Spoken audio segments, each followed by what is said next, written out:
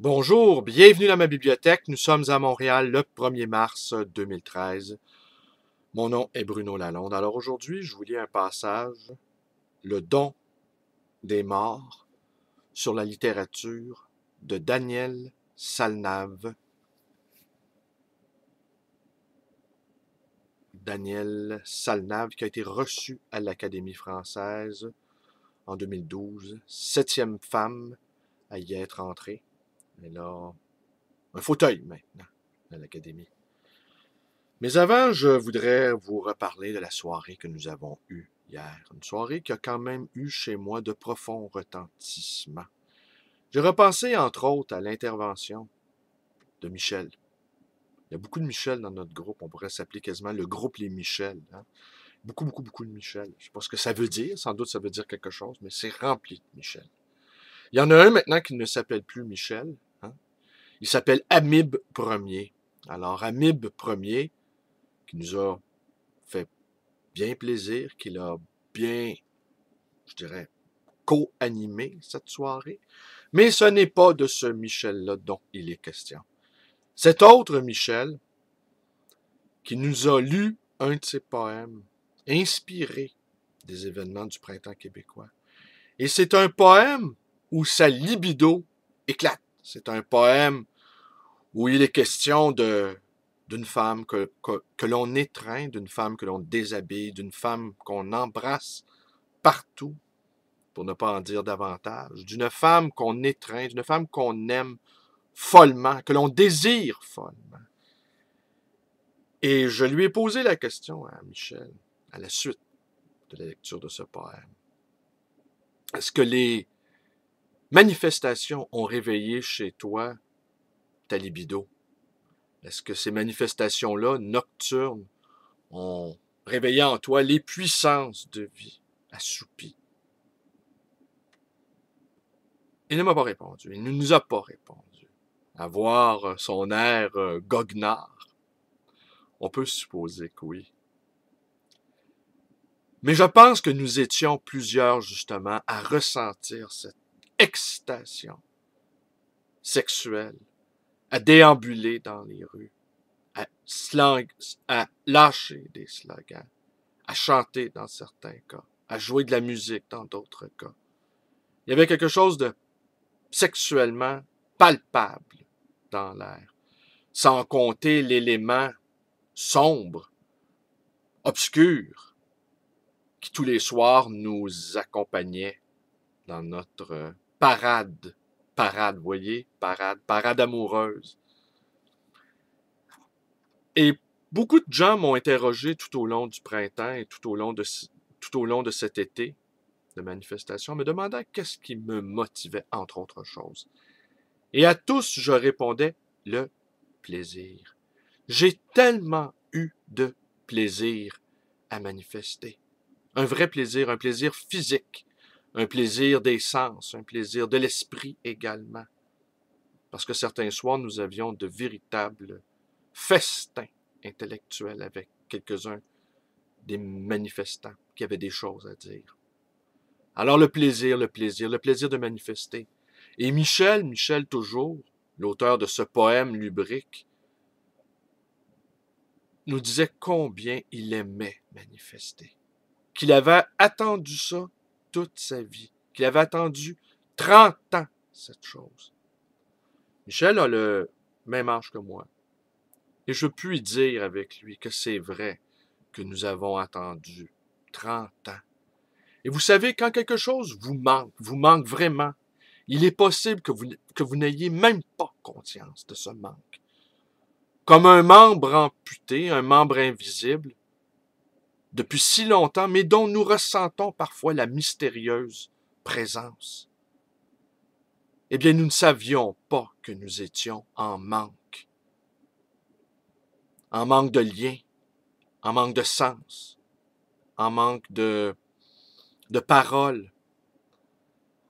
Alors, mon ami Jean-Paul, qui compare toujours les centres commerciaux, les centres d'achat à des églises modernes, des cathédrales modernes, des cathédrales où l'homme ils trouvent la consolation, les consolations de la religion qui ont été remplacées finalement par les consolations, dis-je, de la consommation. Mais bientôt, il n'y aura même plus rien à consommer.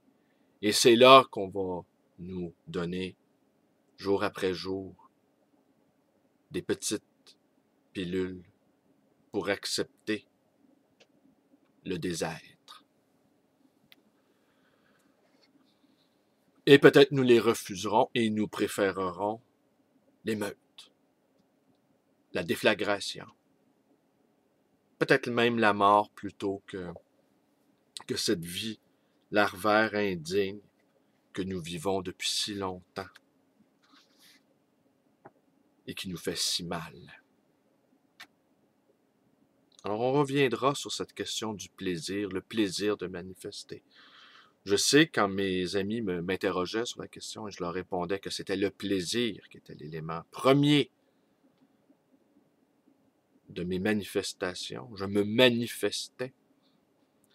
Eh bien, il était bien content d'entendre ça. Il dit enfin quelqu'un d'honnête, quelqu'un qui nous dit la vérité, qui ne nous part pas dans des raisons, là, de belles raisons idéologiques où on se donne le beau rôle, justice, charité, etc. Non. Enfin, et je les invitais également à venir avec moi. Ben, personne n'est venu, n'est-ce pas? Ceux qui sont venus, ce sont des gens que je ne connaissais pas. Et on s'étonnait l'autre soir également comment nous pouvions être prêts les uns les autres. Nous qui avons passé nos soirées à manifester tout le long du printemps. Et nous savons aussi que nous ne voulons plus rentrer à la maison. Nous avons trop pris goût à la rue. Nous ne voulons plus retourner à la maison. Car nous ne sommes plus chez nous, nulle part. De là vient qu'on ne puisse séparer la nécessité des livres de la fascination, amour et rejet que peut inspirer la vie ordinaire. Qu'est-ce que la vie ordinaire? Qu'est-ce qui manque à la vie ordinaire?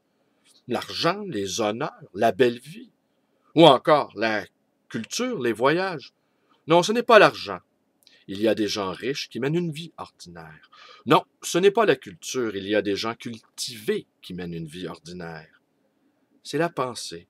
Ce sont les livres, la pensée, le rêve, la connaissance du monde et l'expérience élargie grâce aux livres, à la littérature, à la poésie, à la fiction. Ce qui définit la vie ordinaire, ce qui fait le malheur de la vie ordinaire, ce qui fait de la vie ordinaire une vie mutilée, c'est que les livres y manquent. Le savoir qui passe par les livres, car le savoir qui passe par les livres n'entre pas en nous de même façon que par l'image ou le discours. Il y a un privilège du livre sur tout le reste. La douleur qui passe par les livres, l'expérience, l'émotion, la compréhension du monde qui passe par les livres, mais surtout par le roman et le poème, la fiction littéraire.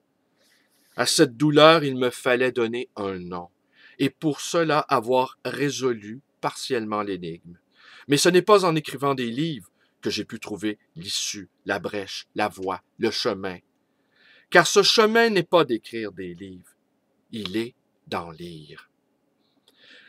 Ce livre n'est pas autre chose que le récit d'une vocation de lecteur. À peine avais-je commencé de vivre que j'ai compris qu'on ne pouvait pas ne pas consacrer sa vie à autre chose qu'au livre. Mais non pour échapper au monde, non pour le fuir, pour le retrouver.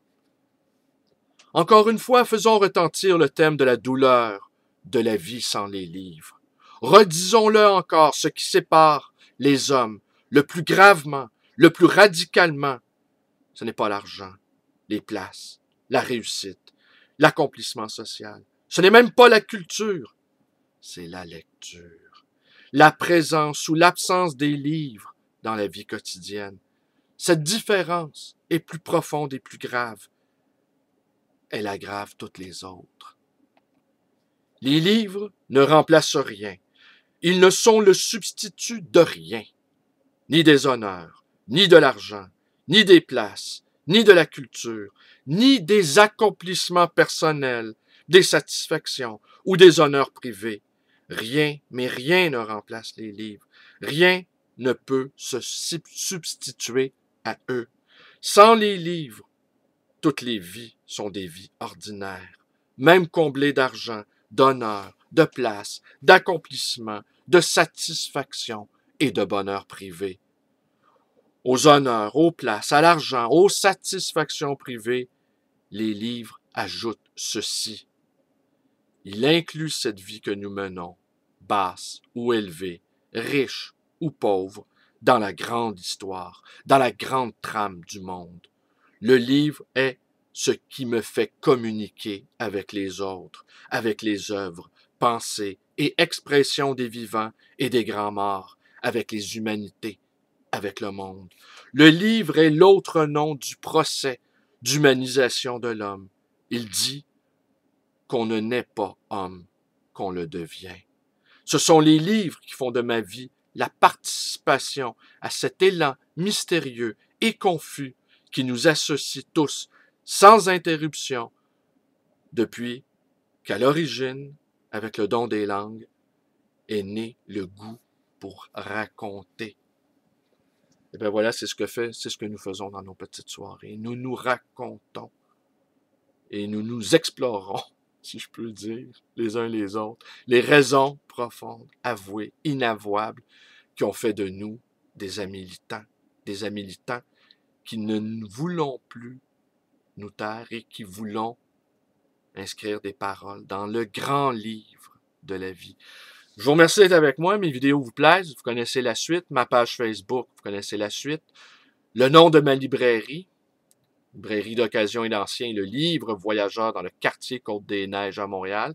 Et si vous avez envie de discuter un brin avec moi, eh bien, prenez le téléphone et appelez-moi dans le 514-736-0999. Je suis tout à fait parlable et j'écoute également. Merci et bonne journée.